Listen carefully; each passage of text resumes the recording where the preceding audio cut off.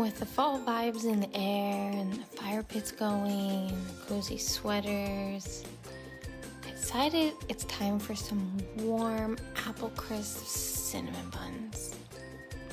There's just something so satisfying about making cinnamon buns. Now you'll see I only put the apples on a portion of it because my daughter prefer it without the apples. So being that this is a test run, I decided to only do half of it or a third of it with apples, and the rest of it I just left it as it is. It's so cool when you get to roll the dough, but wait for it because the most satisfying part of it is coming up soon. When the whole thing just goes, it just rolls effortlessly.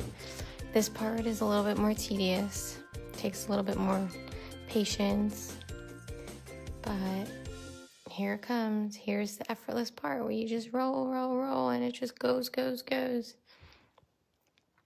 was definitely fun experimenting with apple crisp, and then on top of that, if you stay tuned for the next videos, I am going to be making a topping to put on it before it gets baked with oats in it, and that's going to be sprinkled on top of the cinnamon rolls before they get baked.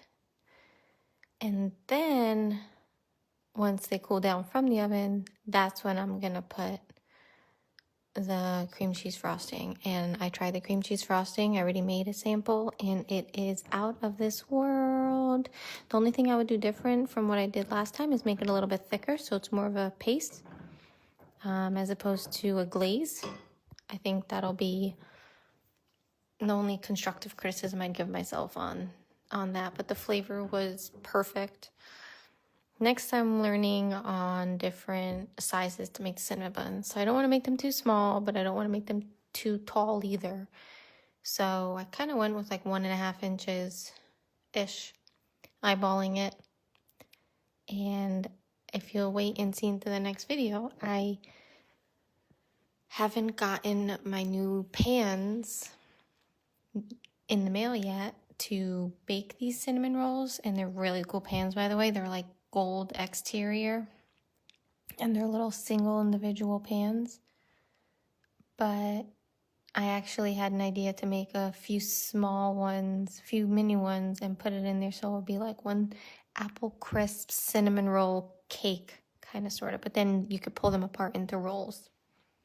So I'm really excited about that. But if you check out the next video that's coming out, you'll see how I found this really creative way of cutting parchment paper into squares and using the parchment paper as little kind of sort of cup holders to hold the cinnamon rolls so that they don't stick to the pan.